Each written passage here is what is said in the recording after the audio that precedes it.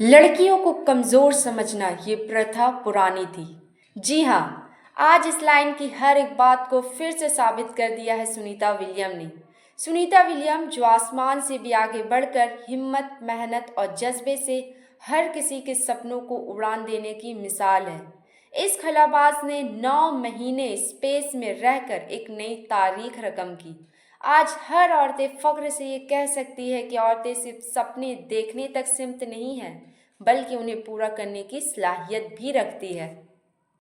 Sunita William और इनके साथी बुच विल्मोर जो इनके साथ स्पेस में मौजूद थे, 18 मार्च 2025 को स्पेस एक्स क्रू ड्रैगन के जरिया सेफली अमेरिका के शहर फ्लोरिडा के साहिल में लैंड किया। नासा एस्ट्रोनॉट सुनीता विलियम और बुच विल्मोर ने बोइंग के स्टारलाइनर स्पेस क्राफ्ट में 5 जून 2024 को अपनी पहली क्रूड फ्लाइट के लिए लॉन्च किया। 6 जून 2024 को स्पेस स्टेशन दोनों एस्ट्रोनॉट पहुंच गए। नासा ने यह डिसीजन लिया कि स्टारलाइनर बिना क्रू के वापस आएगा। दोनों एस्ट्रोनॉट 71-72 एक्सपीडिशन के क्रू मेंबर बन गए। एक्सपीडिशन 71 एंड 72 का मतलब, expedition 71 and 72 international space station के 2 अलग अलग लॉन्ग ड्यूरेशन स्पेस मिशन हैं। ISS पर हर मिशन एक एक्सपीडिशन नंबर से जाना जाता है। ISS पर एक ग्रुप ऑफ एस्ट्रोनॉट एक स्पेसिफिक टाइम पीरियड के लिए रहते हैं और काम करते हैं। हर नए ग्रुप का एक नया एक्सपीडिशन नंबर होता है। जैसे ही एक पुराना ग्रुप वापस आता है, नया एक्सपीडिशन स्टार्ट होता है। तो फिर से ये बात दोहराते हुए चलूं कि सुनीता विलियम और इसके साथी बुच विल्मोर ने 5 जून 2024 को बोइंग के स्टारलाइनर स्पेस क्राफ्ट से ISS के लिए उड़ान भरी थी, पर टेक्निकल प्रॉब्लम की वजह से इनकी वापस आने की डेट डिले होती रही। तो यहाँ पे हमने 2 टेक्निकल टर्म पढ़े, एक स्पेस क्राफ्ट और एक ISS। आइए इसके बारे में जानते हैं। स्पेस क्राफ्ट एक तरह का व्हीकल या मशीन होती है जो स्पेस में ट्रैवल करने के लिए डिज़ाइन की जाती है। ये 2 तरह के हो सकते हैं। मैन्ड स्पेस क्राफ्ट जिसमें एस्ट्रोनॉट या ह्यूमन ट्रैवल करते हैं, जैसे स्पेस शटल, अपोलो स्पेस 5। दूसरा है अनमैन्ड स्पेस क्राफ्ट जिसमें कोई इंसान नहीं होते, बल्कि ये रोबोट, सैटेलाइट या प्रॉप्स होते हैं, जैसे चंद्रयान 3। तो स्पेस क्राफ्ट का यूज़ किस तरह होता है? स्पेस क्राफ्ट का यूज़ सैटेलाइट लॉन्च करने में होता है। दूसरा, प्लैनेट और एस्टेरॉयड का स्टडी करने में। तीसरा, स्पेस मिशन कंप्लीट करने के लिए स्पेस क्राफ्ट का इस्तेमाल होता है। अब आइए जानते हैं ISS यानी इंटरनेशनल स्पेस स्टेशन के बारे में।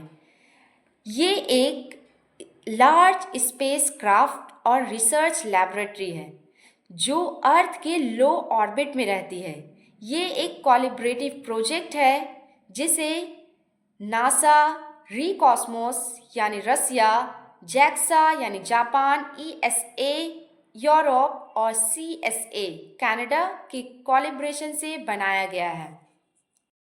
तो ISS को एस्ट्रोनॉट के स्पेस एक्सपेरिमेंट के लिए बनाया गया है और यहाँ का जो लिविंग कंडीशन है, जो इन्वायरमेंट है, वो यहाँ पे रहने के काबिल है। यानी यहाँ पे एस्ट्रोनॉट रह सकते हैं, वो लोग यहाँ पे सरवाइव कर जाते हैं। तो इनके वापस आने की डेट डिले क्यों होती रही? नासा के मुताबिक स्टारलाइनर स्पेस क्राफ्ट में हीलियम लीकेज और वेलोसिटी इशू जैसे टेक्निकल फॉल्ट थे, जिसकी वजह से ये मिशन सिर्फ 10 दिन का होने वाला था, लेकिन लगभग 9 महीने तक लंबा हो गया। So this was Sunita William latest journey to space.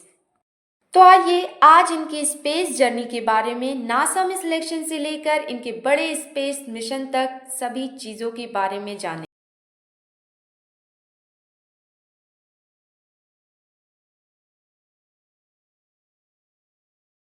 सब कुछ स्टार्ट हुआ जून 1998 में, जब सुनीता विलियम को नासा ने एस्ट्रोनॉट बनाया और फिर अगस्त 1998 में उन्होंने अपनी ट्रेनिंग स्टार्ट की।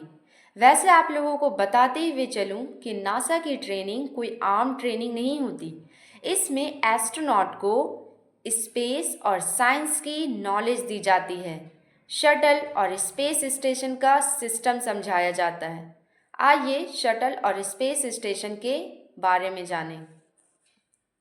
स्पेस शटल एक रीयूजेबल यानी जिसे दोबारा इस्तेमाल किया जाए ऐसा स्पेस क्राफ्ट था जिसे नासा ने डेवलप किया था ताकि एस्ट्रोनॉट को स्पेस में भेजा जा सके और वापस सेफली लाया जा सके। स्पेस स्टेशन क्या है? ये एक बड़ा स्पेस क्राफ्ट है जो अर्थ के ऑर्बिट में रहता है और एस्ट्रोनॉट के रहने और साइंटिफिक रिसर्च करने के लिए डिज़ाइन किया गया है। फॉर एग्जाम्पल ISS यानी इंटरनेशनल स्पेस स्टेशन। इसके अलावा नासा की ट्रेनिंग में फ्लाइट ट्रेनिंग और सर्वाइवल टेक्निक भी इंक्लूड थी। ट्रेनिंग के बाद सुनीता विलियम ने रसिया की स्पेस एजेंसी के साथ भी काम किया। उन्होंने इंटरनेशनल स्पेस स्टेशन के एक इम्पॉर्टेंट मिशन में हेल्प भी की जो एक बड़ा इंटरनेशनल कोलैबोरेशन था। क्या आपको पता है कि सुनीता विलियम ने सिर्फ स्पेस में ही नहीं बल्कि अंडर वाटर भी एक स्पेशल मिशन कंप्लीट किया है?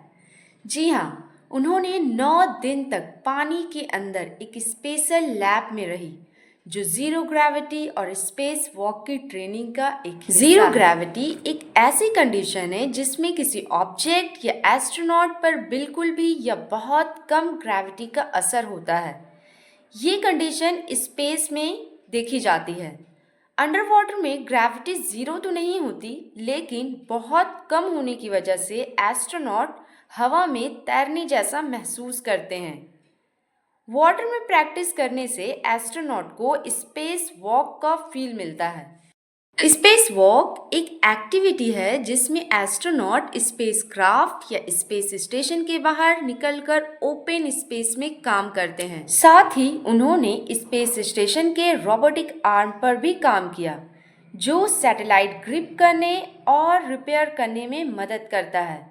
सुनीता विलियम पहली बार 9 दिसंबर 2006 को STS 116 स्पेसक्राफ्ट के क्रू के साथ स्पेस में गई। 11 दिसंबर 2006 को इंटरनेशनल स्पेस स्टेशन पर पहुंची। एक्सपीडिशन 14 की क्रू मेंबर बनी और फ्लाइट इंजीनियर के रूप में काम किया। स्पेस में 4 स्पेस वॉक किए जो टोटल 29 घंटे 17 मिनट तक चले। ये उस वक्त किसी भी महिला एस्ट्रोनॉट का सबसे लंबा स्पेस रिकॉर्ड था। एक्सपीडिशन 15 के क्रू मेंबर के तौर पर अपना मिशन पूरा किया। 22 जून 2007 को STS 117 स्पेसक्राफ्ट के साथ एडवर्ड एयरफोर्स बेस कैलिफोर्निया में सेफली लैंड किया। सुनीता विलियम की मेहनत और डेडिकेशन की वजह से उन्हें नासा में एक सीनियर पोस्ट मिला। उन्होंने एक मिशन में फ्लाइट इंजीनियर की तरह काम किया और दूसरे मिशन में कमांडर भी बनी। किसी भी एस्ट्रोनॉट के लिए कमांडर बनना एक बहुत बड़ा अचीवमेंट होता है। तो ये थी सुनीता विलियम की स्पेस जर्नी जो इंस्पिरेशन है सभी के लिए। उन्होंने अपनी डेडिकेशन से नासा में नाम कमाया, स्पेस में नए रिकॉर्ड बनाए और भारत का नाम भी रोशन किया। अगर आपको ये कहानी पसंद आई हो तो लाइक, शेयर और कमेंट ज़रूर करें और नए इन्फॉर्मेटिव वीडियो जानने के लिए चैनल को सब्सक्राइब करना ना भूलें। मिलते हैं अगले वीडियो में, तब तक के लिए स्टे क्यूरियस, स्टे इंस्पायर।